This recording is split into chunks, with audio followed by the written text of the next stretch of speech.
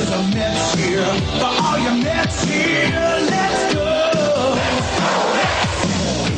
Bring it home. Bring it home. Bring it home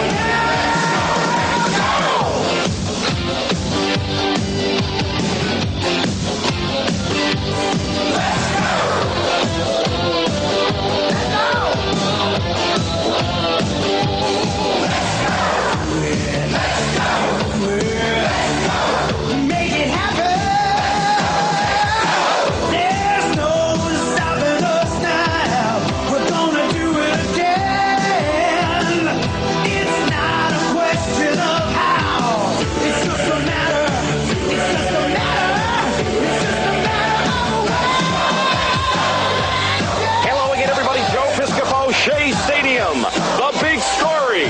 Mets 86. Exciting, thrilling, awesome. Let's take a look.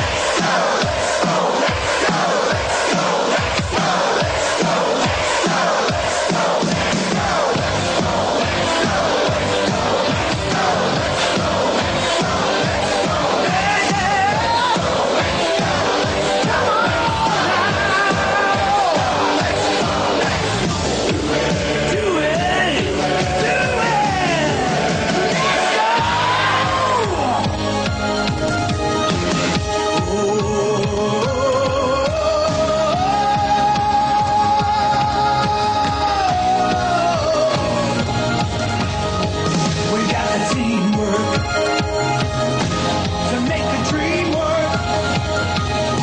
We got the teamwork to make the dream work. We got the teamwork to make the dream work. Ooh, we got the teamwork to make the dream work. We're gonna make it this time. We're gonna take it home.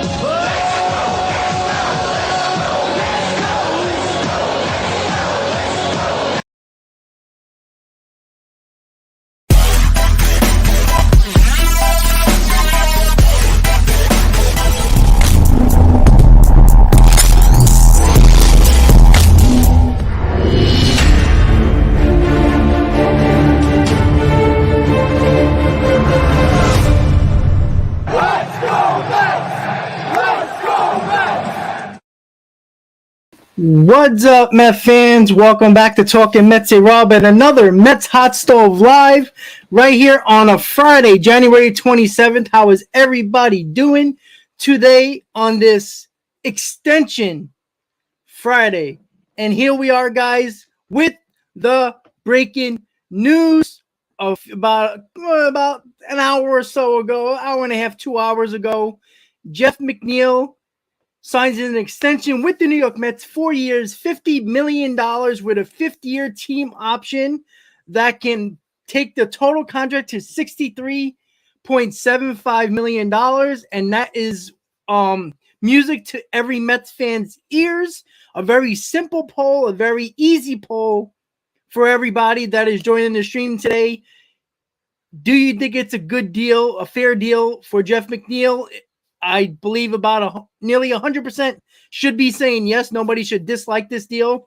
I think it's a team-friendly deal for the Mets, and I think it's a very fair deal for Jeff McNeil, considering the fact that when this deal officially kicks off, he will be 32 years old, and the ending of that contract, at least the 4 years, will be at 36, and if he's still performing somewhat to the level that the Mets expect, could be a team option for an additional $13.75 million. So that's where we are right now.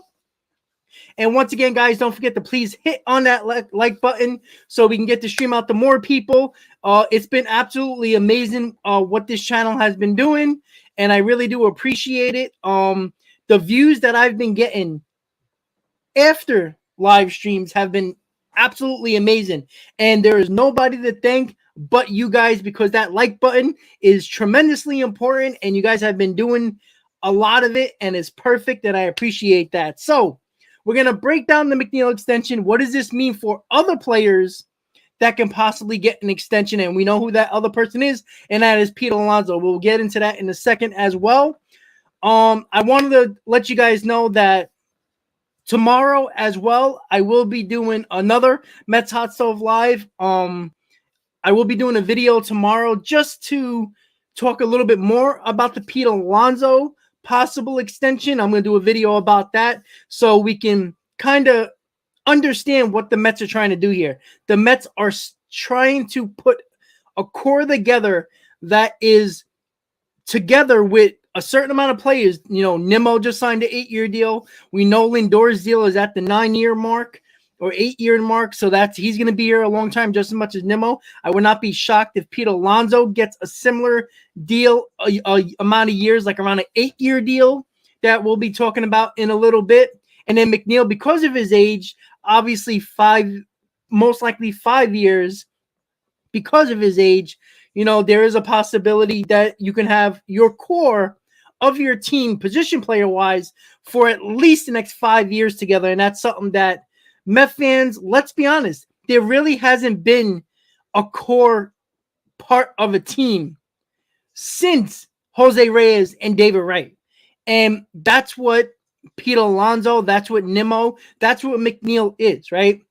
And that's something that Met fans have been missing for a while. And not only haven't been good, they haven't had the core players that we can say that have been here a long time. And it's important to see that once again, because there is no coincidence where when you have a core player or two, especially two players like Jose Reyes and David Wright, the Mets were, for the most part, successful, right? A lot of winning, a few winning seasons with those players. Obviously, they never got out with a hump with a championship, but you know what? They were stars in New York. They were players that everybody loved, and from 2005 to 2008, even though they didn't end the way we wanted it to, with the collapses, the choke jobs in 07 and 08. 05 was the start of something special. 06 was very special until we all know what happened. So there was a lot to look at when it comes to why these extensions and why players like Jeff McNeil, like Brandon Nimmo, like Pete Alonso are so important to this team. Not just because they're fan favorites, because of the fact that it's very hard to win a championship if you don't have a core that is on that is a part of a team, right? You can always put players, you can always buy players, sign players, trade for players, but there is definitely a point where if you look at the teams that win championships, right? You look at the Phillies that made the World Series, right? They finally put their core together, and we'll see what happens with them. But the Astros, right? They had the Altuves, the Springers, the Correas for all those years, and now it's younger players now that they're trying to build around, as well as veterans as well. Also, so you look at the Braves of what they did in 2021. They put their core together, their young core together.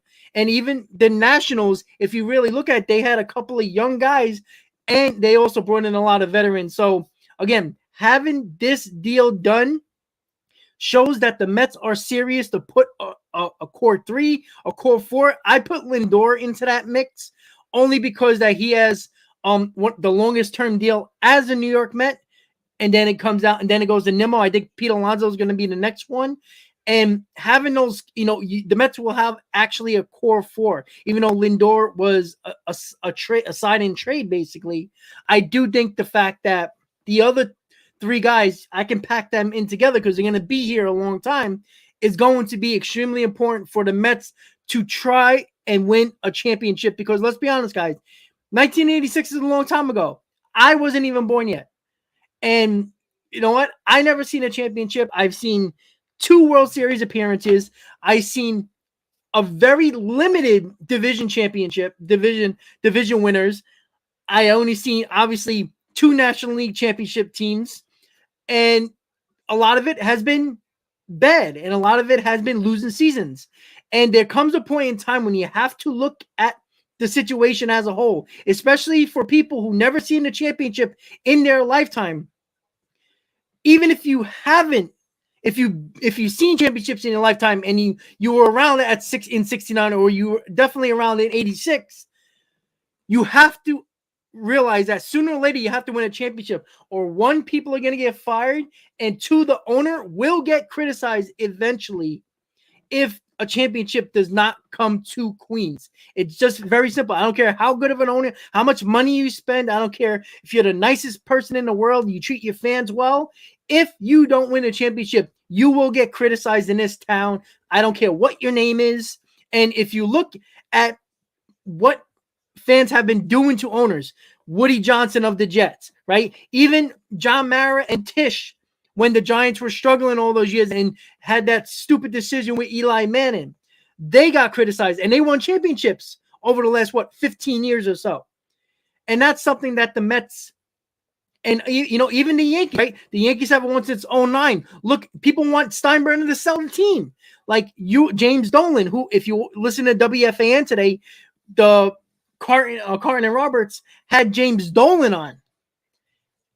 And that's something that is very rare because, for the people that don't like Craig Carton on WFAN, don't think he's a very good sports guy and everything like that, he's not necessarily a sports guy, but he's an entertaining guy. And he puts the pulse of New York around you because he's very erratic when it comes to his radio show. But nobody can get James Dolan on a radio show. James Dolan goes on ESPN because he has the rights with the Knicks and everything like that with ESPN. He does not come on WFAN. And because he's close with Craig Carton, he came on their station. And that is a huge situation. If you listen to what he said, it was very, people just assume, he's got tons of money, he don't care. He put the facial recognition in Madison Square Garden to get people who are trying to sue him. And that is something that is very important when it comes to winning. If you don't win, you will get criticized by the fan base, even if you are considered a lovable owner. And let's be honest, right now, Steve Cohen, nobody is really saying anything bad about Steve Cohen yet because he put a 5-year plan on the table and he put it out there, and we're in year 3 of that 5-year plan. If the Mets don't win in that 5-year plan, there will be criticism. It doesn't matter if the Mets get Ohtani or Machado or, Beatty becomes a star, Alvarez becomes a star. If you do not win, you will be criticized. But teams that win have a core, and the Mets are starting to put a core together that should be here a long time, at least in the foreseeable future. When you got, I'm pretty sure the Mets are going to extend Alonso at some point. Nimmo just signed, and Lindor's here for about 9 more years. So there's a lot to look at with that, and putting a core together is the start of something. Not saying it's an end-all be-all. You still have to put pieces around them, but it's a good start, and that's something that I think is important with the McNeil extension. And with the McNeil extension, it is a fair deal for both sides. For McNeil, it's $14 million a year, $14 million a year, $50 million a year. Very good deal for Jeff McNeil. He was getting less than $10 million. What was he getting? $6 or $7 million prior, in his arbitration deal. It wasn't a lot of money. And I think he's getting around $10 million or so. So it's really good to see that Jeff McNeil getting paid because let's be honest, he won a battle title last year. I was one of the guys that I was very disappointed in Jeff McNeil, what he did in 2019, 2021, where he really did struggle. It didn't see, it was the philosophy of the Mets, what they were trying to do with hitting. And I thought Jeff McNeil became too power happy. And I thought that it was going to his head because let's be honest, guys who hit home runs get paid. And at least he got back to the way he always was as a hitter. And that's exactly what we needed from Jeff McNeil. And it's a great deal for McNeil. It's a great deal for the Mets. And it shows that the Mets are willing to keep their guys when they want to keep their guys. So the people who are criticizing the Mets, because there's enough Met fans that were criticizing Steve Cohen and the Mets of not bringing back Jacob deGrom, bringing back, extending your hometown, you're basically your homegrown player. it shows that the Mets are willing to do it, and I'm not shocked they were going to do it. Steve Cohen has been openly talking about Pete Alonso and trying to keep him for a long time. So, fair deal, both sides. McNeil's going to be here for at least 4 years and a possible team option for a fifth. That is a start of the core that should be here for a long time. And again, once again, a championship usually involves a core part of your team, a core 3, a core 2, a core 4.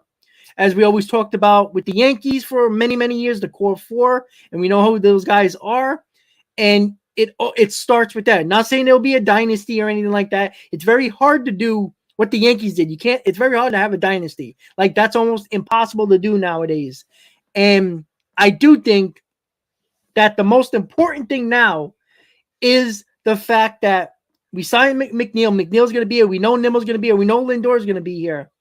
But let's be honest, after Alonso extension, which will probably happen, there is a lot of question marks of, the left field position, third base. Are the Mets going to use Beatty in a trade, or are they going to keep him long term? Are they going to go after somebody at the trade deadline that might involve a decent amount of prospects? We'll see.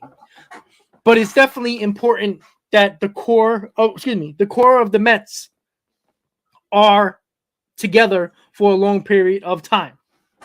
So with that said, let's say what's up to everybody in the chat.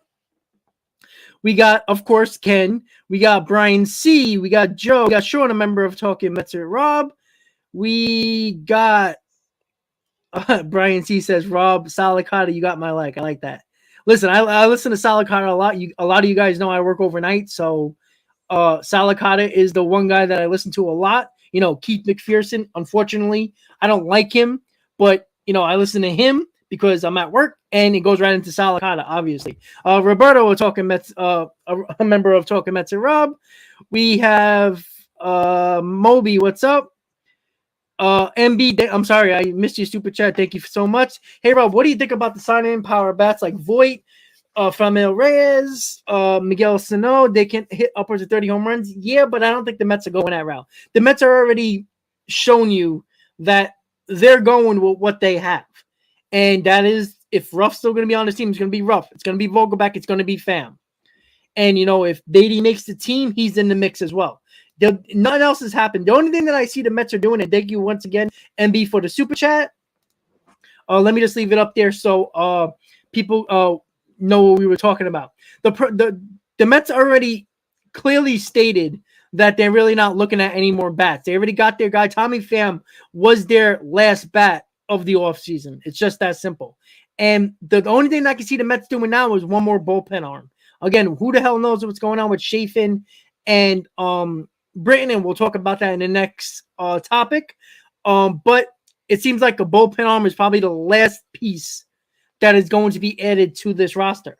And unfortunately, those guys, a lot of those guys like Voit, Reyes, Sano, they're not average guys. They're not on base guys. They're guys that bat 200 and they hit 30 home runs. But I don't like that type of player, especially in a lineup where, if the guy's going to strike out 230 times and hit 30 home runs, if they don't put the bat on the ball, they either hit a home run or they strike out. I don't like those players. I think those players are terrible. The Mets had those players last year, right? They brought in Ruff, right? And he was supposed to be the power bat that they were bringing. And yeah, he hit home runs in San Francisco, but he wasn't hitting for average, and he wasn't doing anything. And the same thing goes for Vogelback, who everybody just continues to think that he's a power hitter. I'm sorry. I don't consider a power hitter that hit less than 20 home runs. You need to hit at least 25 home runs or more to be considered a power hitter. And, without the average, if you don't have an average, if you bat in 215 and they consider you a power hitter, you better be hitting over 25 home runs. That's the way I see it. So, MB, once again, thank you for the super chat. Victor, who else we got here? We got Volcano. The Knicks are looking good. Yes. Who else is here? Who am I missing? I saw somebody. Daniel, what's up?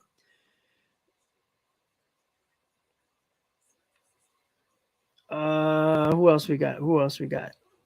Going down the list. We got Loyalty. We got Let's see. I think that's everybody for today. Steezo, what's up?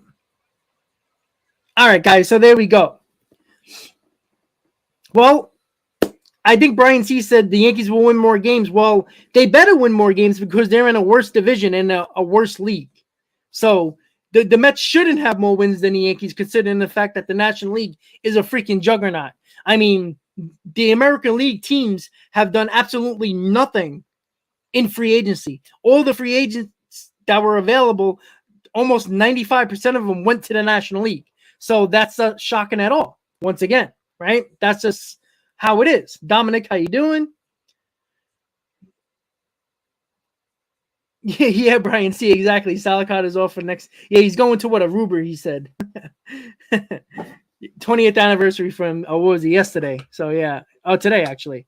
So, all right, guys. So, we're going to get started a little bit further with the topics with, again, the bullpen moves. I still don't understand why the fact that Britton or Chafin is not signed by the Mets. The Mets need one more lefty once again. We keep on talking about it. It's an annoying topic because it's a glaring need. Look, are the Mets going to use David Peterson as that other lefty? I'm not necessarily happy with that, but I can live with it. I don't like David Peterson in the bullpen. I don't, yeah, he throws a little bit harder, which every pitcher does when you don't, when you're a bullpen arm and you're usually a starter. I don't like David Peterson. He's too erratic in the bullpen. He's a guy that if he comes in and he doesn't have his stuff, he walks the ballpark. And I don't like that. David Peterson, it needs to be a starting pitcher. If you're not going to put him in a rotation, he's probably going to start the year in the minors to start every fifth day to come up in spot starts, double headers, injuries, and stuff like that, as we've seen him do last year. I believe the Mets are going to have a competition for the fifth spot. I don't care if they gave the 1 year option for Carlos Carrasco for 1 year, $14 million. I think there's going to be a competition for McGill, Peterson, and Carrasco. Whoever has the best spring training should be the fifth starter. Carrasco should not be given the fifth spot in the rotation. I don't care if he's a veteran. It doesn't matter to me. The best pitcher in spring training better get the fifth spot because that fifth spot, I know a lot of people don't like to talk about it, and a lot of teams and a lot of fans blow over the fifth spot. But the fourth and fifth spot in a rotation are very crucial to a rotation succeeding and for a team to succeed as well. The reason why the Mets were so good last year was because the back end of the rotation, even if when they had the injuries, the back end of the rotation gave them innings. And when they needed innings, they got them. And that was the most important thing because that's why Quintana, people look at the numbers when Quintana. I don't look at numbers when it comes to a fourth and fifth starter. If you look at numbers for a fourth or fifth starter, you're going to be disappointed. Find me a fourth or fifth starter that doesn't have an ERA that is just under 4 or above 4. Almost every rotation has two pitchers in the rotation that's a fourth or fifth starter that has a 3.8, 3.9, 4 ERA. Well, Brian, yeah, that's true. But you also had the Phillies that won 87 games and went to the World Series, right? I mean, come on. Like, the whole American League is garbage. Like, let's be honest. If the Astros and the Yankees don't make the ALCS, it's a disappointment. Like, there should be no competition for you guys, even though I don't think the Yankees are going to be as good as they were last year because Aaron Judge ain't going to have a season like he had last year, unfortunately. So, with the rotation and why the bullpen is also important because of McGill and Peterson, the problem with that is that there's too many people that don't care about the division, the fourth and fifth starter when it is actually a bad, that it ain't that much of a big deal. But you got Jose Quintana, who is going to be a workhorse, right? He's going to be a guy that is going to give you innings. Now, he might not, I know he had a good ERA last year, but I'm not expecting that type of ERA. If he gives you close to a 3.5, 3.6, or a 3.7 to a 4, you need him to give you innings because that only helps your rotation with Scherzer and Verlander, and it also helps your bullpen as well. And Carrasco, even though I like Carrasco when he's healthy and he's on, he's a very good pitcher, but he's too inconsistent, and that worries me. At least with David Peterson and McGill, there's a lot more upside than there is with Peterson and McGill than there is Carrasco. That's why. But the problem is, I don't think the Mets are going to put Carrasco in the bullpen, and you can't send him down to the minors. So that's why I think they're probably going to, quote unquote, have competition for the 5th spot in the rotation. But I do think Carrasco is going to get the position, the spot in the rotation, because of the fact that Carrasco has no options. And you're not going to pay a guy $14 million to throw him in the bullpen who there's no guarantee that he's going to be any good at all. And at least with Peterson, he can go into the bullpen if need be. And also McGill, as we've seen last year.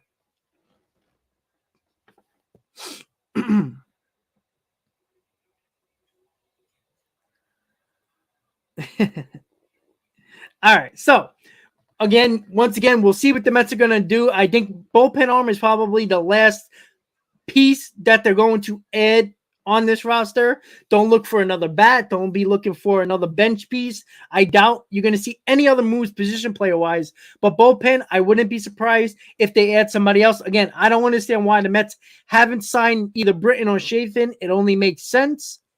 But we'll see what happens with that. And it is odd that one of the better lefties relievers in baseball right now still on the market, and Chafin is still on the market, and no team really hasn't got him yet, which is kind of weird. That always makes me think, was there an injury concerned? Something that teams don't like? I don't know. And Zach Britton is probably a lot cheaper than Chafin, but more of a risk because of his injury concern last year. So with that said, I do think that the Mets are going to make one more bullpen move, and then the roster is going to be finalized going into spring training. And of course, anything can happen. Again, I think there's one spot available position player wise to make the team, and that's Brett Beatty. And if he performs well, I think he'll be on the team. Why? Because he could be your third baseman or a backup third baseman. He could play every day if you want a platoon, right? If you want to give Escobar a day off, Beatty can play. If you want to give Canner a day off, he can play left field. So Beatty will get at bats. But I think, again, Beatty, I think, will make the team coming out of spring training. I think he's going to have a good spring. Brian, who do you think is going to be the surprise team? You're going to be shocked about this because, shockingly, it's in the AL East. And people are very down on the Toronto Blue Jays. I think the Blue Jays are going to be one big pain in the ass this year for the New York Yankees and anybody else who might be fighting for the AL East, because of the fact that Toronto, I think, was very didn't play to their capabilities last year, and I do think they're going to be very, very much in the mix against the Yankees. I think the Yankees are going to be hurt by the fact that the balanced schedule is going to make them face more National League teams because of the fact that of the balanced schedule now, everybody in your division faced the same teams. And I think that's a good thing because there was many years where teams were facing teams that your division wasn't playing or the team in your division wasn't playing, and that was kind of stupid in any aspect. Like the Braves would face the Orioles every freaking time, and the Mets would always get stuck playing the Yankees, and how is that fair, right? But I do think the Toronto Blue Jays, I don't think they're considered a surprise team, but I think they're going to be causing more problems in the AL East than they have. Because, let's be honest, they didn't play well last year. They were expected to be one of the top teams in the American League, and they weren't. Let's see.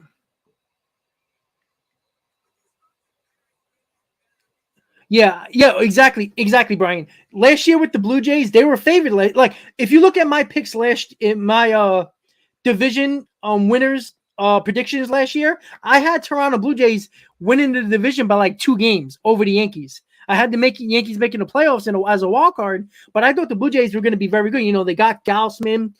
I think Chris Bassett is a good addition to the Toronto Blue Jays. I think that's a huge addition. And, people are not going to are not going to make that a big deal. That's a big deal. Chris Bassett had a really good season last year, even though he had 2 bad starts at the end of the year against the Braves and the Padres for the Mets. Chris Bassett is going to be very good in that rotation, and that rotation is strong. It's not as good as I think it's a better rotation than the Yankees, because I don't like Cole at all. I'm sorry, you're not an ace if you have a 3.5 ERA in a league that is bad. Like, I'm sorry. Cole, I don't like him at all. I think shouldn't be considered an ace. Rodon, stuff I like, but of course you got to worry about his injuries. And again, if you're going to trust Severino, I don't trust Severino at all.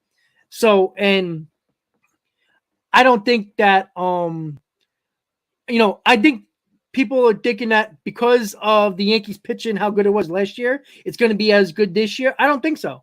I think Rodon is going to have problems with his arm and his shoulder that he's always had problems with. And of course, Carlos Rodon, 2 years in a row, when he had a contract year, he stayed predominantly healthy. That always worries me with players, any player. That goes for Aaron Judge, that goes for Brandon Nimmo, that goes for any player that consistently has been injured throughout his career. And all of a sudden, they're in a contract year, and all of a sudden, those nagging injuries never show up, and they play all the games. Like, would anybody be shocked if Aaron Judge misses 30 games this year or Brandon Nimmo misses 25 games this year? I wouldn't be shocked at all, because consistently in their career, they've had missed games. So it's not like you should be shocked with that, but there will be people that are like, oh, look at this, you gave him the money. Well, what do you expect? Contract years, usually, most of the time, you usually get pretty damn good years to great years from players in their contract year. They all of a sudden they stay healthy, and all of a sudden, they look like one of the better players in all of baseball. Like Nimmo last year was probably one of the best center fielders in baseball. The way he played, and he played a lot, and he stayed healthy. And the same thing with Aaron Judge. Aaron Judge, who his nagging injuries will keep him out for a week or so. He'll miss 25, 30 games. Last year, never hurt. It's crazy to me. But I do expect the Toronto Blue Jays to be a surprise team, even though some people will probably pick them to win the division. I'm not going to yet, because I don't like to pick a team that underperformed and hasn't proved it yet. Like last year, I think I put the Braves to win the division last year.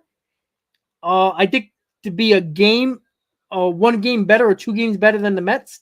I had the position right with the Braves, Mets, and Phillies, but the records were, I think I had the Braves at 100 and the Mets at 98. So it was close, but I had the positioning right. But I did have the Blue Jays winning the division last year. And I think the Blue Jays are going to be very, very hard to beat. And I think the Yankees got kind of lucky that the Blue Jays struggled last year, because of the fact that if they would have struggled like they did in the second half and the Blue Jays were doing what they were expected to do, the Yankees would have had no shot winning that division. All right, so we did the bullpen. We did the McNeil extension. I wanted to bring up a couple of things with spring training. As you guys know, or if you don't know, I will be going down to Port St. Lucie on the 23rd of February.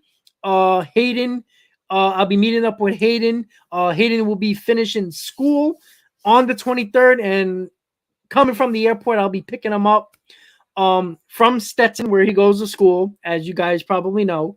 And we're gonna do live streams together. We're gonna have a lot of fun at spring training in Port St. Lucie. We're going to the game on the Saturday for the first game of spring training. We're going with the 7 line. That's gonna be fun. We're gonna do a couple of live streams there. A few minute live stream. Going to the facility. Walking around the spring training facility will be a lot of fun. So that's one thing. The other thing is with spring training. I am going to try my best to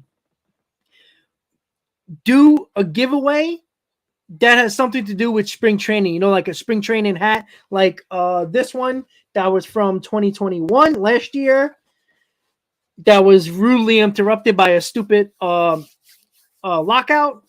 But I might do like a Port St. Lucie 2022 spring training hat giveaway for the channel. So make sure you come consistently watching the live streams, because in the live stream I will tell you what you have to do. If you're a member, you don't have to do nothing. You automatically enter to win. Subscribers would have to donate to the channel. It would probably be like $5 or something like that. And you donate $5 to the channel, and you'll be entered to win the free giveaway. The giveaway for the hat, as well. And again, multiple entries. Every time you give $5, you can gain another entry. I think somebody last year they got like 10 entries because they gave like $50, and they were entered 10 times, and that person won. So we'll do that. We'll do that again, and that'll be fun. Hey, YT, hi, Kev, how you doing, buddy? Long time no see. Well, loyalty, I didn't. I'm not biased like that. I know there's a lot of people that like to pick the Mets to win the World Series. Look, when I do my picks for division winners and then go through the playoff predictions, I don't necessarily just be like, oh, the Mets are going to beat that team. It's a very far-fetched prediction, right? Because before the teams play, the teams that look great on paper might not be very good during the season, right? So we don't know that. Obviously, predictions are going to get scrutinized every single time. Like, I got killed last year for picking the Blue Jays over the Yankees, and I got killed by Yankee fans, right? I had the White Sox winning the Central. The Indians won it. I'm sorry, the Guardians, excuse me. The Guardians won it. So, of course, during that time, there'll definitely be predictions. And like I said, I don't really know yet. I gotta look. All the rosters aren't finalized yet. But we all know the NL East is going to be extremely tough this year. The NL West is going to be the Dodgers and Padres and nobody else. The NL Central, I think it's only going to be the Cardinals. I don't think the Cubs are any good, and I don't think the Cubs are going to be there yet. I don't think they've done enough. They might be competitive, but they're not going to be anywhere near a division title. And I don't think the Brewers are going to be as good as they were, even though they collapsed last year as well. I think the Cardinals are the team to beat in the Central, so that's something that we'll have to look. Grant's probably working. It's a Friday night. He's probably working the bar. The coffee mug. Yeah. I got the coffee mug. You know which one I'm talking about, right? Let me just let me show everybody. Maybe I'll give that away. I got a couple of those actually that I haven't used yet. They're brand new. Let's see. Hold on. Let's check. Where is it? Cup. There we go. That one. That's the 7-line Mets cup. I do have two of them. So I'll probably excuse me, drinking my coffee. I got a long night tonight. I gotta get to work in 2 hours, so that's not gonna be fun. Yeah, exactly, Brian.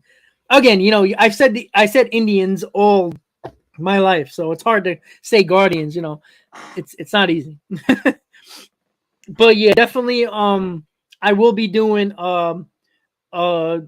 the predictions as always, right when spring training is about to end. When everybody else does it, I'll do it as well. I'm gonna do that. I'm gonna do a video for division winners, and then I'll do a video for for playoff predictions with the division winners and the wildcard teams for the American League and National League. So some people want me to do a video for the National League, a video for the American League, and a video for the playoffs as well. I will see. We'll see how I do it. But we'll definitely see what happens there. Dominic, I think you asked me a question. Let me see. Sorry. Okay, there we go. Question around being spring training is around the corner. What do you think, if any, will COVID have? None at all. COVID won't be any issue for anybody or anything. Now I know they still have a rule that if a player does get COVID, if you're vaccinated, I think you only have to miss like 3 or 5 days or something like that. Whatever the rule is that is probably regulated by the CDC, I think that's what they use, but it's not going to be affected at all. Like I said, I'm going to spring training because, again, last year was supposed to be the first spring training since the pandemic, and then the lockout happened and screwed everything up. So this is the first spring training I'm going to attend. Remember, I attended the 2021. I'm sorry, 2020, 2021. I think it was 2021. Where the hell was it? I don't remember.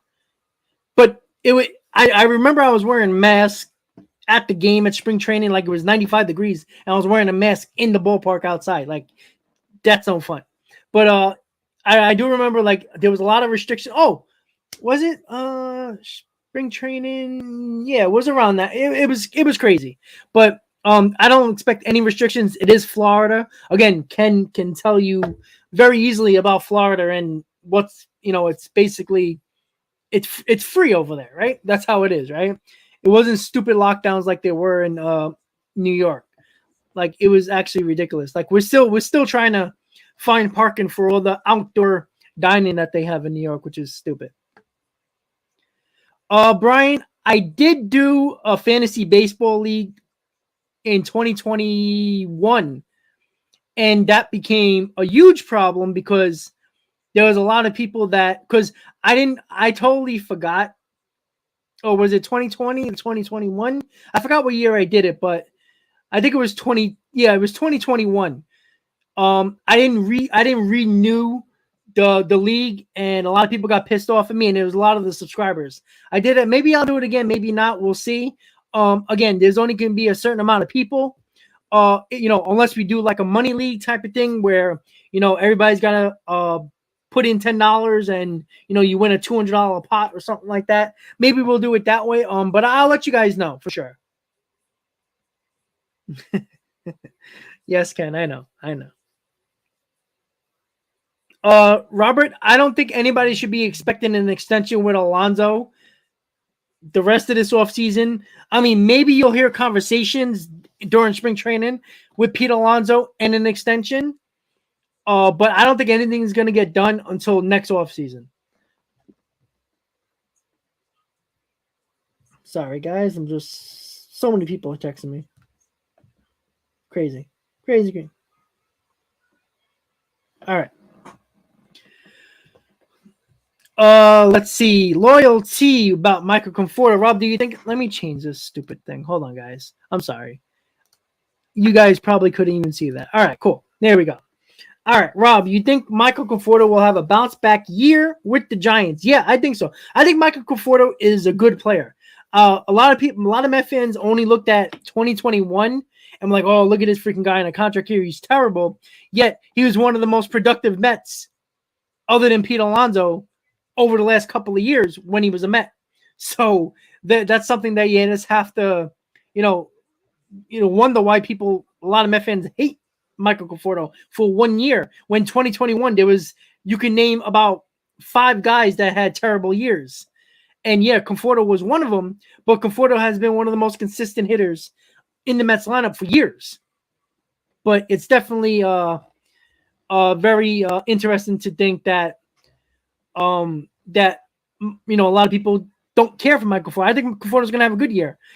His home runs might be down considering the fact that he's playing in San Francisco.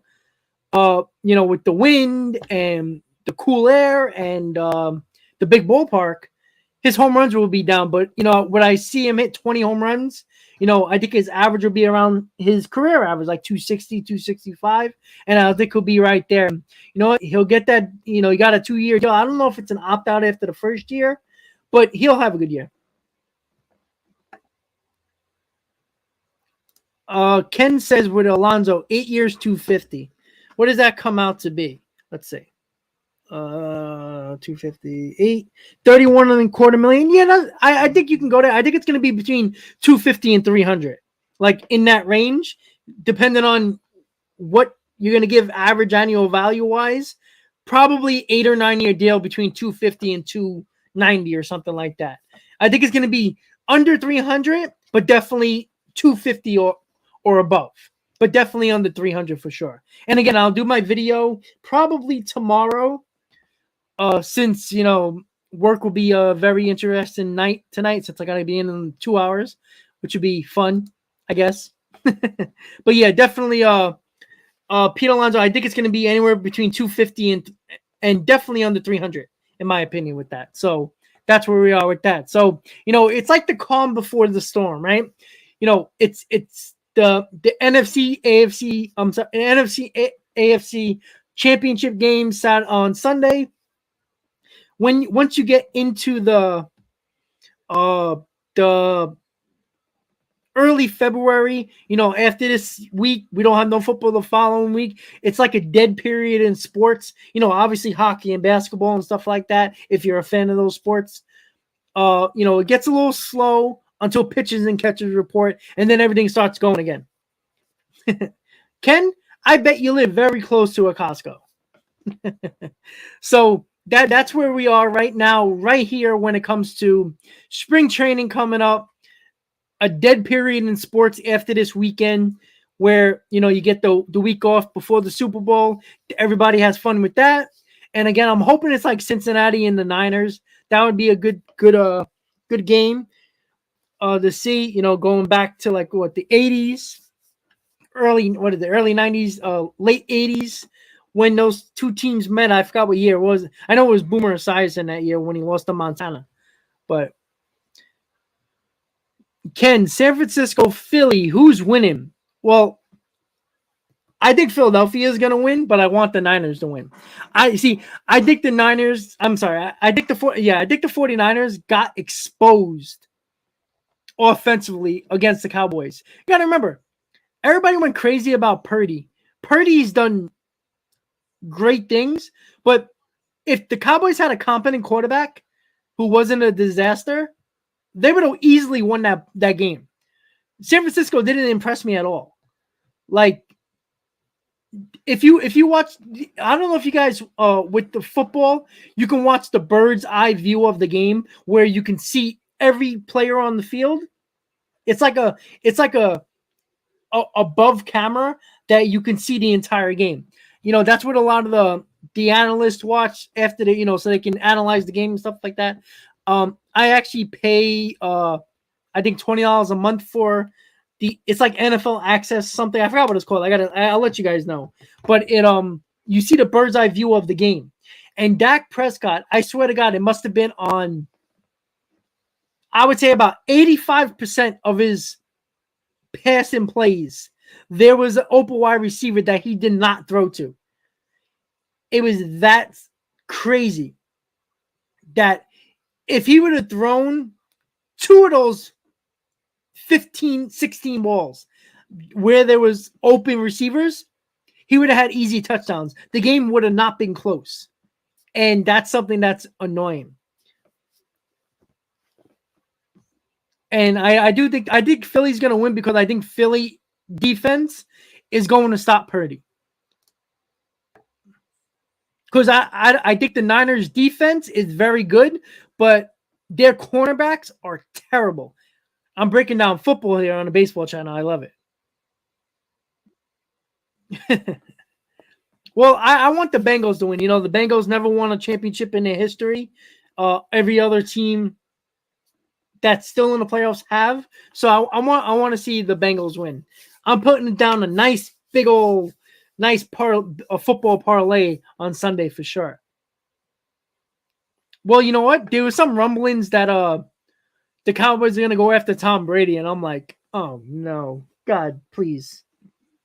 Like, Brady will probably be better throwing wise than Prescott, but there's no scrambling for Tom Brady. Like, he's a doormat. And there was some rumblings about that. And yeah, Ken, I know about the Rodgers going to the Jets. The Jets are gonna get Aaron Rodgers because they just made Hackett their offensive coordinator, and we all know Hackett was the offensive DOC, or at least a part of the offense that won Aaron Rodgers 2 MVPs. So yeah, Aaron Rodgers is coming to the Jets, and I think so. Well, Cezzo, there's been rumors about that with Brady in Dallas. I don't want that. I think that would be a complete disaster. But yeah, that's funny. Yeah, Brady does need Giselle. Well, Rogers is hateful. Ken, you should be his biggest fan. He's a critic all things that you like politically. The vaccine, the the all the lockdowns and all that crazy stuff. Yeah, Brady to the Raiders, I think that makes a lot of sense. To be honest, there was some, before Purdy started to show his greatness all of a sudden, Brady to the 49ers seemed kind of likely at some point. But yeah, I think Brady to the Raiders makes sense, to be honest.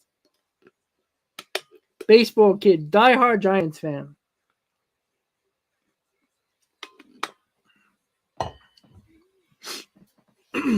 I know there's nothing to really talk about baseball, so that's where we are with that situation. I'm gonna tell Mike that I can't do the Shea Bridge show on Sunday. I got some stuff to do, so it won't be a show on Sunday. But definitely the following week, I'll definitely start doing shows again on a Sunday. Oh, Ken, I know, but I know you can. I know you can. I'll keep you a secret. I'm just looking at it again. It's been a dead day. The Jeff McNeil news broke about 3 hours ago, around 4 o'clock or so. So again, Mets have their second baseman for at least the foreseeable future for the next couple of years.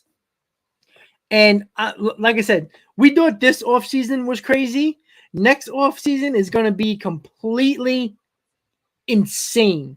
Like, that's why when I talked about, because next offseason is going to be a very insane, I think this trade deadline is going to be crazy. And if you guys didn't check my poll that I put up on my community page about doing a 24-hour trade deadline special, like the day before and the day of, going 24 hours from the day before all the way up until whatever time the deadline is over that day, doing like a complete 24-hour thing from like 3 o'clock in the afternoon the day prior to the deadline date all the way until the time up, like doing it straight. Like, that's something that I want to do really, really badly. And I think it'll be a lot of fun to do. And then the off season, like the winter meetings, like picking like day 2 of the meetings when things go crazy and doing like a 24-hour thing with that. I think I'm going to do that. I think that's going to be a lot of fun.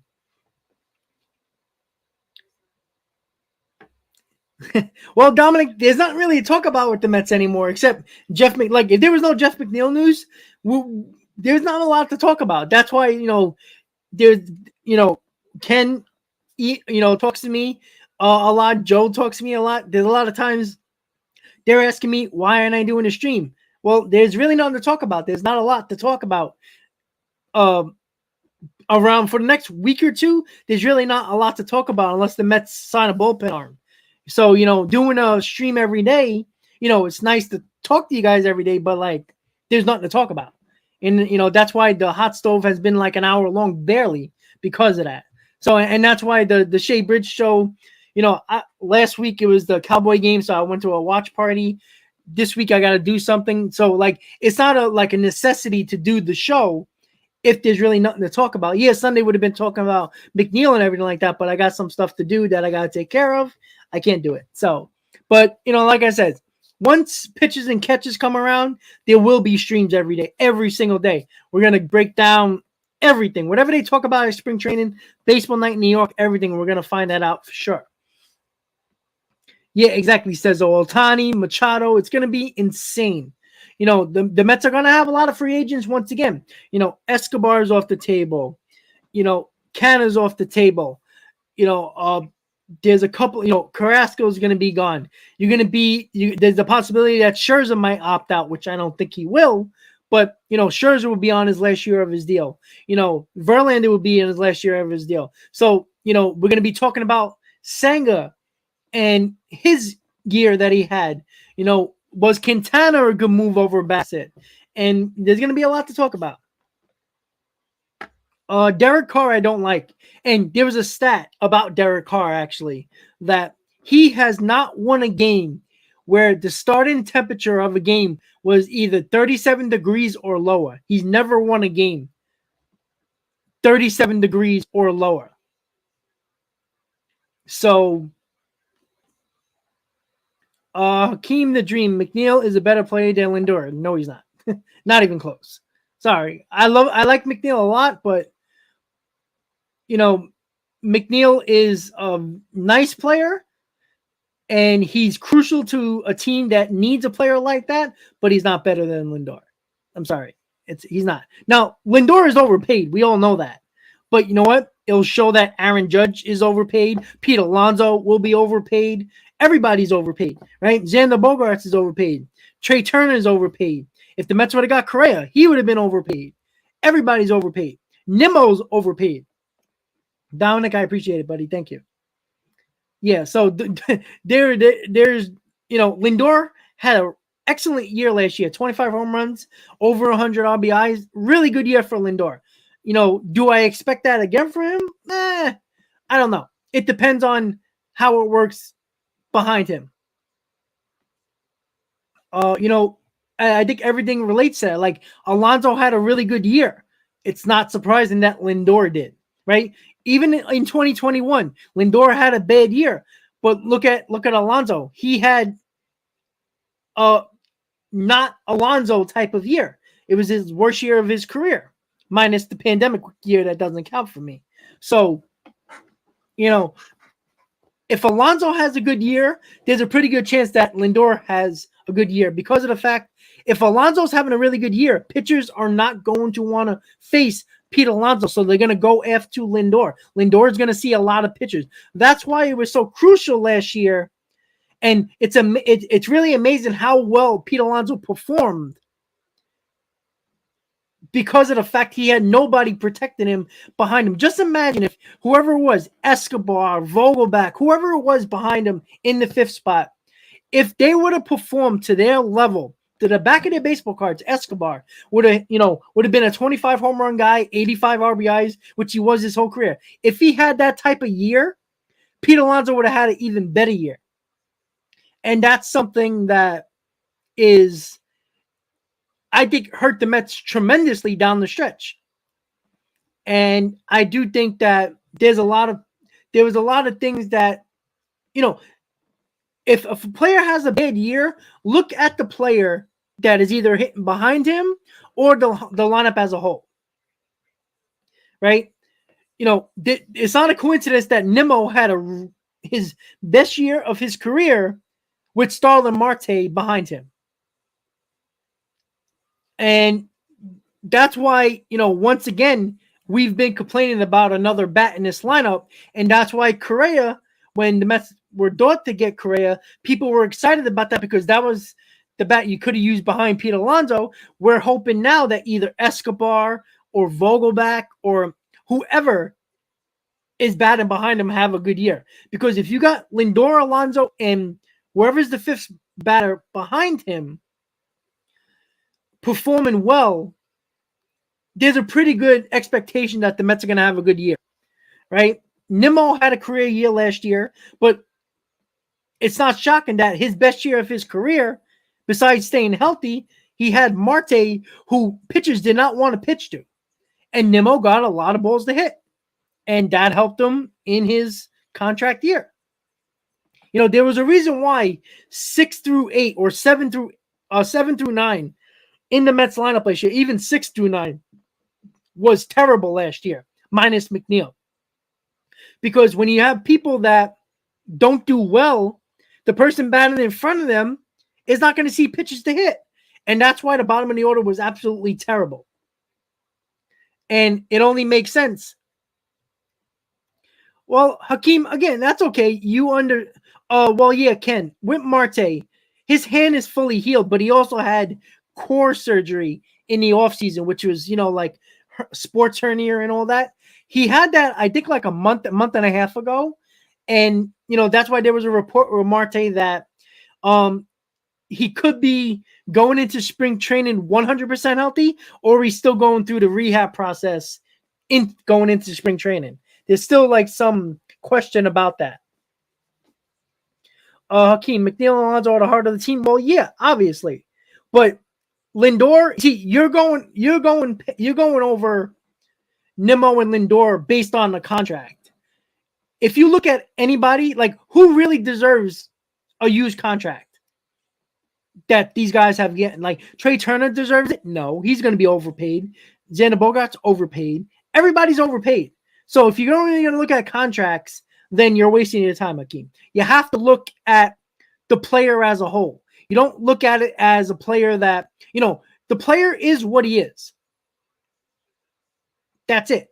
If, Lindor is getting paid like a player that should be hitting 35 home runs a year. But if you were expecting that based on the contract, you're stupid, because Lindor had never done that in his career.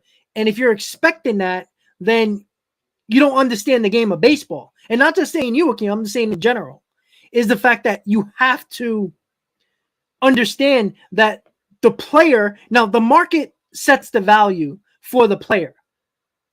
Not all the time a team's going to pay a player based on just performance. Like Nimmo got paid because he was the only center fielder that was worth anything on the market. That's why he got that much money. Is Nimmo going to live up to that contract? Probably not. Not to that extent. Like he's getting paid like he's a center fielder that hits 25 home runs and bats 290. Nimmo's not that player. If Nimmo hits 20 home runs, that's a high. If he hits 275, that's a high. But that's something that you have to look at it when it comes in. Well, yeah, Hakeem, but the market said that. You got to remember, Lindor got traded at the perfect time. If Lindor was still at the time an Indian and never was traded, the market for shortstops wasn't as high that everybody was expecting. You got to remember, going into that trade, when the Mets traded for him, everybody was expecting with all the shortstops on the market, everybody was going to get paid.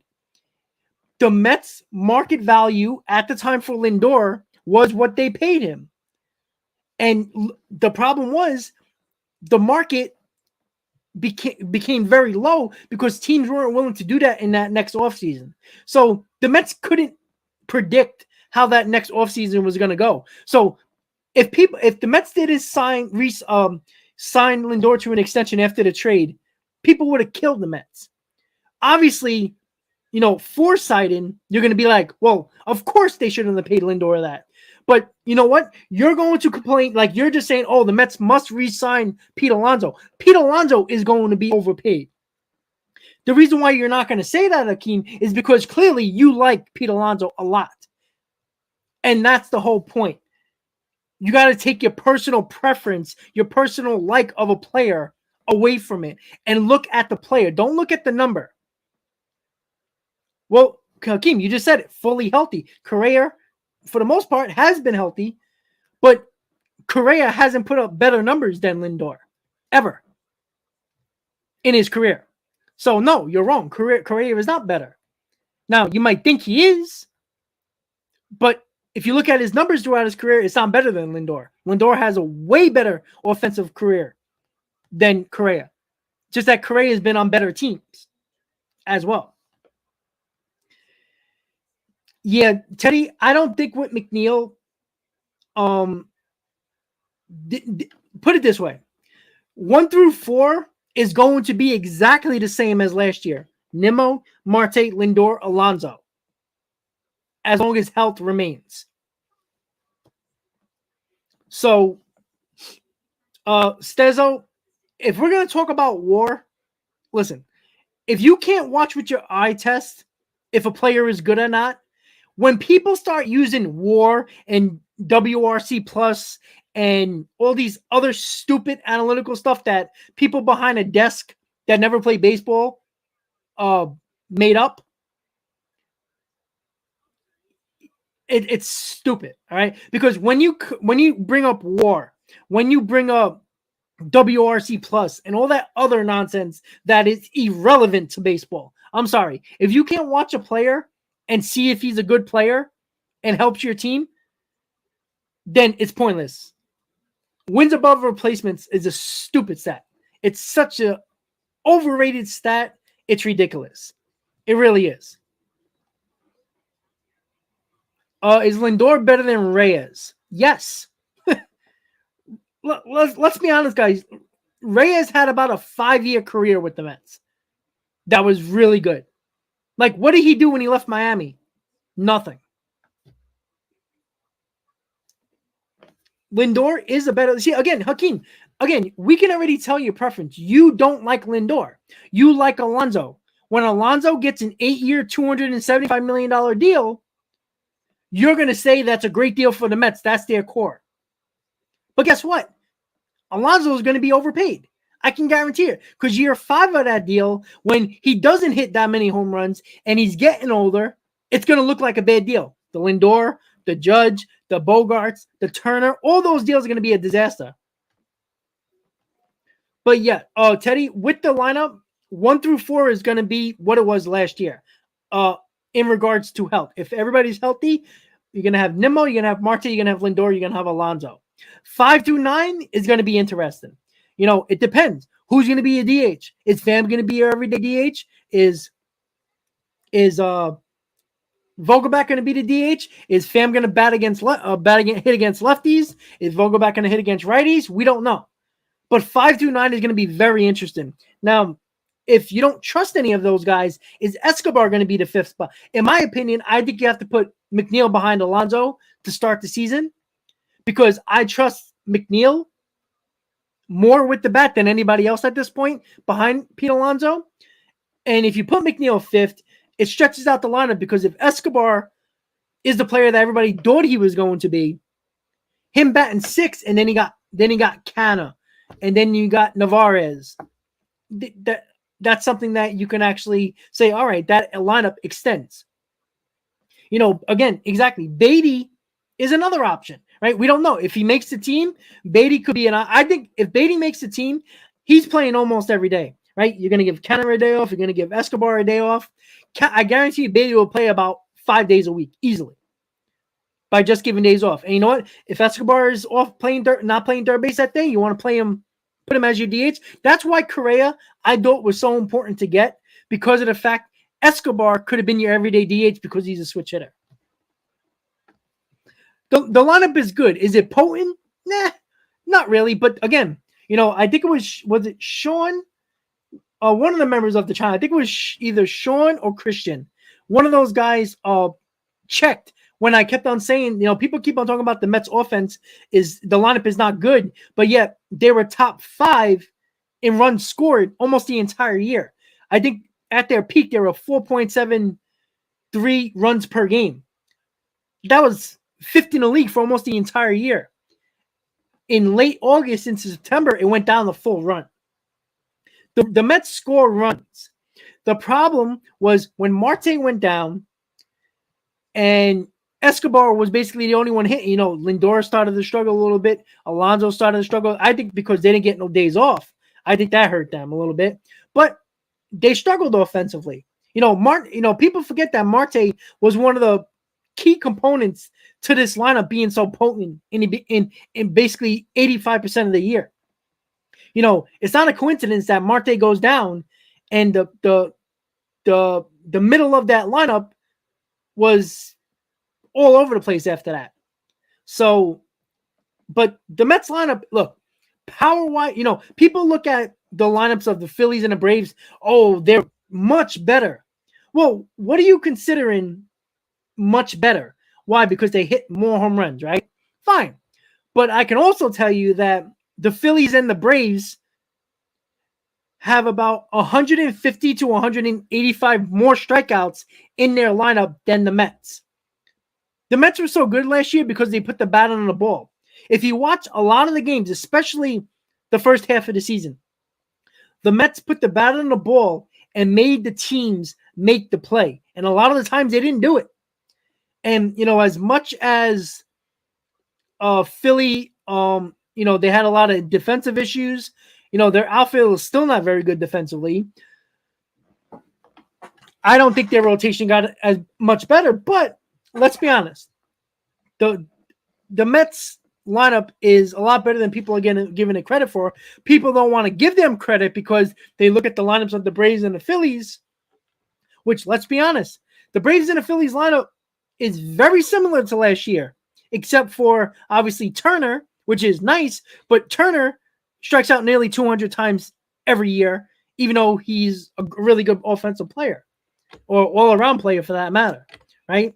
But the Braves, who don't tell Brave fans, but they act like Swanson is not a big deal. Losing Swanson is not a big deal. That's going to be a huge deal, just like Freeman was a huge deal when they got to the playoffs and they got punched in the mouth. They never recovered. When you don't have that leader in the clubhouse, things can unravel rather quickly. And I do think there's a lot of Braves on that team that there's no leader on that team. There isn't. You know, I think Ozzie Albies, I love that player. I love Ozzie Albies. He could be a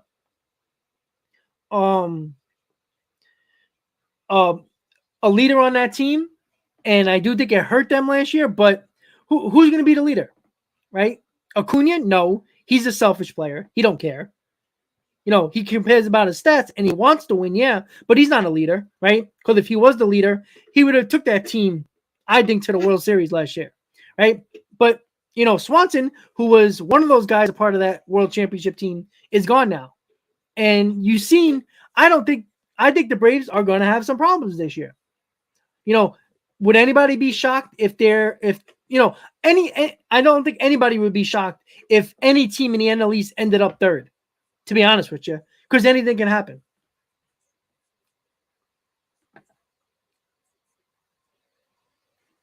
Mike, I respect you, Rod. The Mets is a wild card team. Well, but you can say that about the Phillies. You can say that about the Braves, right? I guarantee you, Michael, you probably said the same thing last year that the Mets were a wild card team. They were, but they also won the same amount of games as the Braves, right? They had the third best record in the National League. Well, second best, if you consider in the fact that they had the same record as the Braves.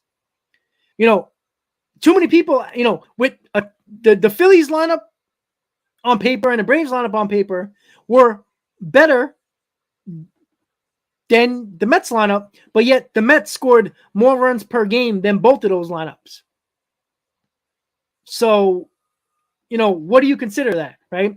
I think the Mets rotation is going to be a lot better than people are giving it, and the Mets bullpen is extremely better than it was last year. And if you remember, go back to April to June in particular, April to June. The Mets bullpen was shaky in those 3 months, very shaky. And they lost some games that the bullpen really messed up in those 3 months of the year. That changes if your bullpen is trusted. The Mets bullpen is a lot better. Again, you can look at on paper all you want. You have to play the game, right? The Phillies lineup was better last year, yet they were third in the division, but yet they made the World Series. Like, it's stupid to think like that. The Mets bullpen is a lot better than what it was last year. And, you know, people kill the Mets bullpen, but it was pretty good for the most part if you look at the overall season. But early part of the year, they struggled a lot. You know, besides Diaz, nobody, you know, Lugo was struggling. Ottavino didn't really get his foot in yet. May was terrible because he was hurt. And Drew Smith was good for like the first month, and after that, he was terrible. So April, May, and June, the Mets lost about 5, maybe 6 games by their bullpen alone. Now, you can talk about that with any team, but specifically talking about the Mets, they lost a lot of games early on because of that bullpen. Now that they have a bullpen that you can stretch out a lot, I mean, you got a couple of guys, like any one of these guys, Rayleigh, Ottavino, Robinson, all of those guys could be your 8th inning guy. And these guys are going to be pitching in the 6th, in the 7th. You know, when you got a reliever that can pitch 6th, 7th, and 8th, any one of those innings, you clearly have a good bullpen on paper. Again, you never know. Like I said, bullpens are a crapshoot. They're very volatile. Your same bullpen that were great last year could be terrible this year. But, you know, all you can do before the season is look at it on paper. That's why I keep on beating the drum on Chafin, because if you get Chafin, the Mets bullpen is on an elite level, name-wise. Again, you never know what they're going to do on the field, but on paper. And I do think that the bullpen is going to be better, which is huge because, again, when early on in the season, when you want to keep your innings down for the Mets in their rotation, not just because of the age, because you got Senga, who's never pitched more than 140 innings in his career, you got to be careful with that. So the bullpen is going to be crucial the first couple of months of the season, 100%. The Mets are heavily going to rely on their bullpen from April to June a lot. And then, when you get to July, August, and September, that's when you want to rely on your starting pitching a little bit more innings-wise to protect your bullpen later on in the season, where you don't have to use them so much. That's something that the Mets have to do. If the Mets don't use their bullpen, and they did, last year was a problem because they started the year without DeGrom, then Scherzer got hurt. They had to everything got blown up. So they had to rely on their bullpen a lot more because their ace of the staff when Scherzer and DeGrom is down was Bassett. And then, Trevor Williams were getting starts. David Peterson were getting starts. Carrasco wasn't that good. Walker was one of the guys that were durable, that pitched every fifth day for a while. And that's something that you have to understand. And I think too many people are looking at, Ken just brought it up, about 101 win team, right? I didn't think the Braves are a 101 team just as much. I didn't think the Mets were a 101 win team, right? Were the Dodgers, how many games did the Dodgers win last year? 107, 109, 112, whatever the hell it was, right? They played, 3 more games than the Mets? We look too much at the records. For all we know, the NL East might have a division winner with 96 wins. You know why? Because of the balanced schedule, you're going to play teams that you probably wouldn't have played otherwise, where you might lose a couple of games. You might win a couple of games. The division teams only play each other 13 times this year. Well, Michael, you could have said that last year about DeGrom and Scherzer, right? And what happened, right? DeGrom didn't pitch the first half. Scherzer went down for almost 2 months. But the Mets won 101 games despite that. That's why when people talk about, the Mets are not as good as they were last year, well, you don't know that.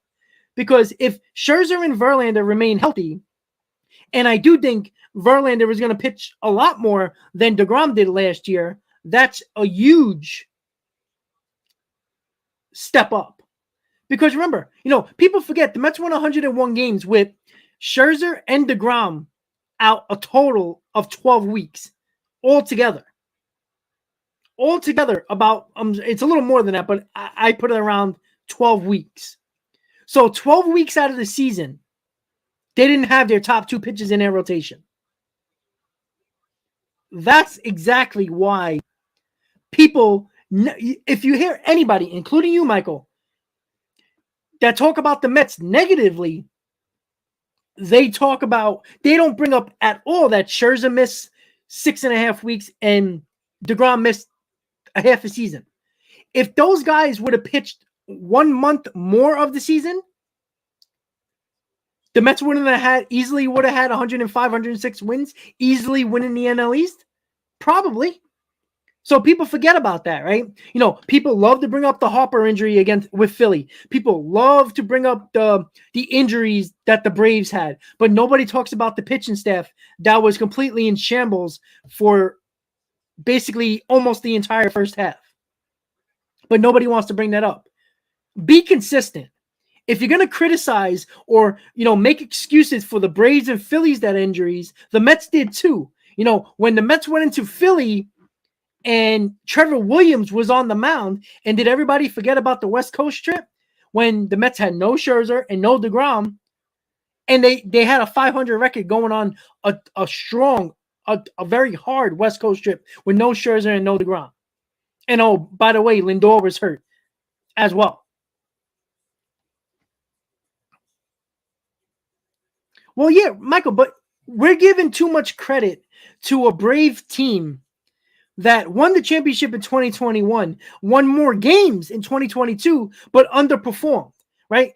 Or at least didn't do their job in the playoffs. The Phillies won 87 games. They got hot at the right time. And all of a sudden, we just assume with Trey Turner and an addition of another bullpen arm and a starting pitcher that I think is going to be worse with the Phillies than he was with the Mets in Walker.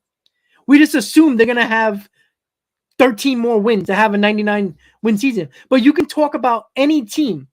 I'm going to tell you right now, if Nola and Wheeler gets hurt for the Phillies, like DeGrom and Scherzer did for the Mets, the Phillies would not have even close to a year the Mets had last year, including the Braves. If the Braves would have lost Fried and Strider for about 13 weeks out of the season, you think they would have won 101 games? No. That's the whole point. So people look, you can look at everywhere. You can look at Atlanta channel, Braves channels on YouTube, Phillies channels on YouTube. When they talk about the Mets, they talk about 101 win, losing the division choke job. And then when they talk about their team, oh, but Acuna was hurt for the first month. Albies was hurt. Well, okay. But the Braves also had their entire rotation, besides Soroka, who they already knew wasn't going to start the season. They had their rotation for the most part all healthy. Their core guys, after May, besides Albies, were all healthy. The Mets rotation, when they were throwing out Bassett and Williams and geez, anybody, Medina, right? All those guys, they were bringing up Peterson from the minors. McGill got hurt. And, oh, by the way, McGill got hurt, who was also a part of their rotation, who started opening day for the Mets. If you're not going to be consistent about the other teams or your own team, don't say that, oh, well, look at the Phillies, look at the Braves, they talk about the injuries of those two teams, but when it comes to the Mets, we're not allowed to talk about the 12-plus weeks DeGrom and Scherzer were injured, who was the top two in their rotation. But nobody talks about that. If they were there, if DeGrom was there for 5 more starts and Scherzer was there for 5 more starts, a total of 10 games, they couldn't have won 5 more of those 10 games. They could have went 500 in those 10 games. So the Mets would have had 106 wins, and they would have been having their feet up winning that NL East. So be consistent. And that's the problem. And listen, a lot of people and a lot of content creators on YouTube don't like me. That's including Met channels, Brave channels, Philly channels, because they can't criticize their own team. And they get mad at me because I criticize their team. But when they say that I only criticize their team, they don't realize how much I criticize my own. If you can't criticize your own team that you root for, don't criticize another team. That's where I have problems with a lot of people. Because my predictions might be wrong, my opinions might be wrong, but one thing I'm always truthful with you guys are 2 things. One, criticize your team. If you don't criticize your team, you are not a believable person. You're fake. 100% fake. And if you're fake, I don't need you.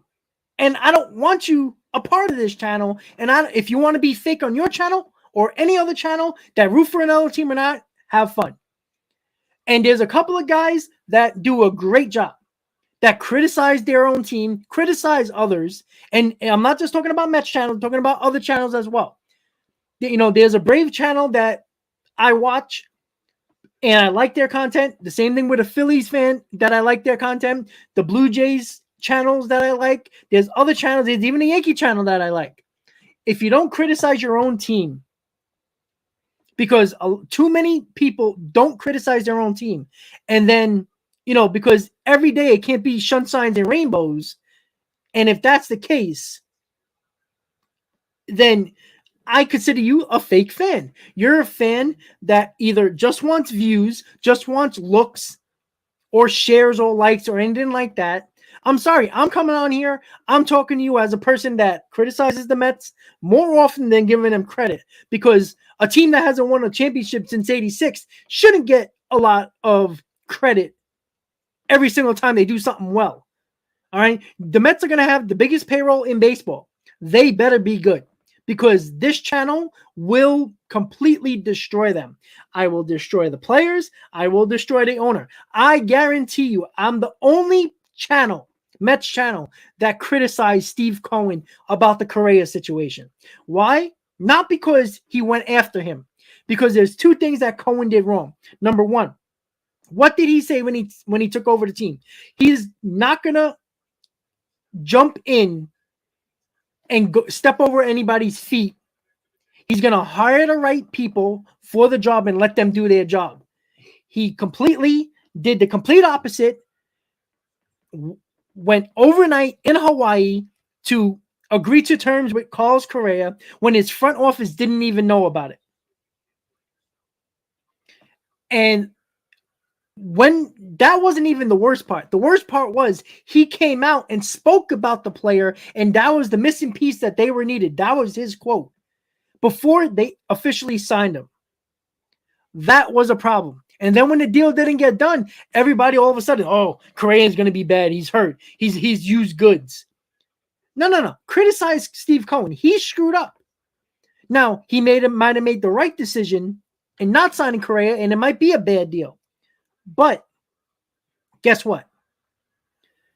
You have to criticize your own team. If you don't criticize your own team, you have no right as a baseball fan or a sports fan to criticize another team. If I criticize the Braves and the Phillies and always gave credit to the Mets and never criticized them, that's a problem. Because there is a reason why I have more subscribers from other fan bases and teams, put fans that could hate my guts, Philly fans, Yankee fans, Brave fans, that are subscribers of this channel, because I am fair to all the teams. When there's credit due, right? I was probably the first Mets channel that actually gave credit to the Phillies about Trey Turner. That was a move they had to make, and they got it. I gave them a ton of credit because that was the guy I wanted the Mets to get. And guess what? I give credit to them. Just the same reason why I give credit to the Braves when they brought up Harris. Excellent decision at the time. It saved their season last year. If you're not going to criticize or give credit to other teams, don't only give credit or be a homer for your own team, because it's stupid. It's a biased reaction. It's a biased opinion. It's all biased. And I always tell you, sometimes my bias come out. But when I do my predictions, you'll see, I'll go over the lineups. I'll go over the rosters. I'll do a deep dive. I just don't say, oh, the Mets are going to win the division and not give you any explanation for it. We'll see. But there will never be a time I will be biased when I'm giving a true prediction or a true fact. If it's biased, I'll let you guys know if it's a biased reaction, because I'll tell you. But that's the way I think it's going to be. And once again, if you don't appreciate honesty or criticism, because I love criticism back. Every time I tell you guys, if I say something wrong, if I get a fact wrong, call me out, because I love it. Because I'm going to be the first person to tell you I'm not perfect. And I'll never say I am or want to be. Look, everybody wants to be perfect, but it ain't happening. All right. And there's an important factor of being honest with people that take the time out of their day, like you guys, to turn on YouTube, put on my channel at 6 o'clock almost every day, watch my videos when I post them, stay in Met games for 3, 4, 5 hours, MLB Free Agent Frenzy, 7-hour shows. You guys are with me. So, for anybody who, and that's why when people comment on my videos or on my streams, the people who don't want to have a back and forth conversation and only criticize me after the stream is over and say, oh, I don't like your take, you're an idiot, blah, blah, blah. Well, come on the show and have a conversation, because if you believe I'm wrong, tell me why. No opinion is wrong.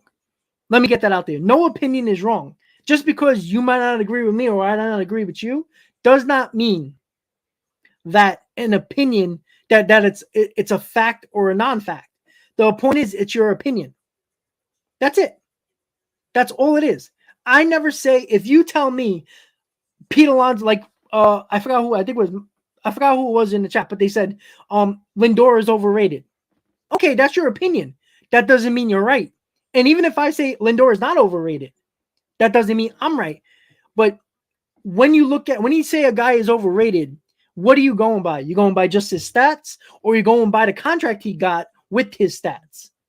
That's the problem that that doesn't make sense. That's not a you can't use that excuse or that argument for your opinion. That doesn't make sense.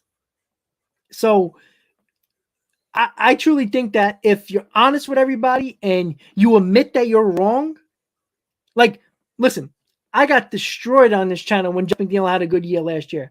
I didn't think he was going to have a year like this, right? But what did I do? I even said it. I was completely wrong on Jeff McNeil. And there was somebody that brought it up in the comments about 3 weeks ago in one of the video or one of the streams that I did afterwards. That's saying, oh, your prediction is just as good as Jeff McNeil's predictions. You're right, but I admit it. And if you don't want to admit your mistakes, then you shouldn't have a channel, right? I don't want people on my channel that don't, fix my, that say, hey, Rob, this is a wrong thing that you said. Tell me, you guys know I don't block people unless, again, sexist, racist, stupid stuff, unnecessary stuff on the channel, you're blocked. But other than that, if you're going to come at me, I'll come at you. It's fun. That's the way I see it. I mean, why start a channel if you're not going to have a back and forth conversation with people?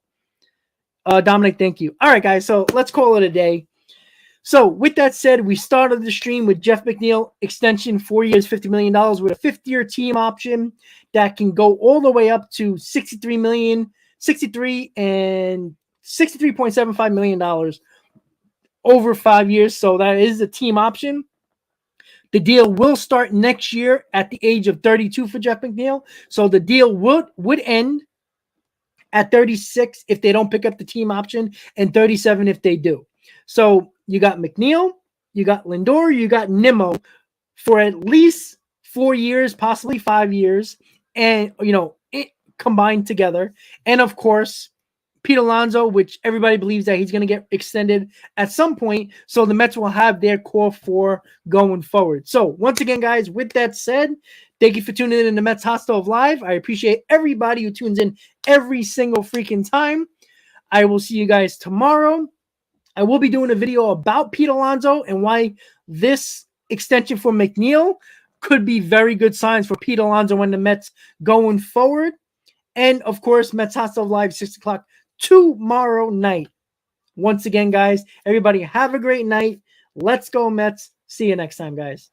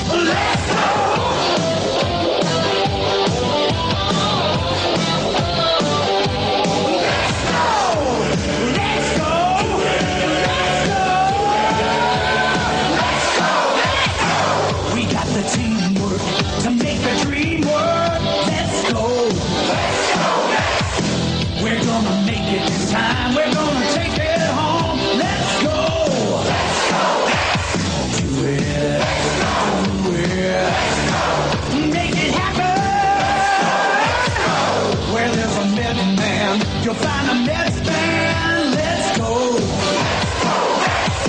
This is a Mets cheer for all your Mets here.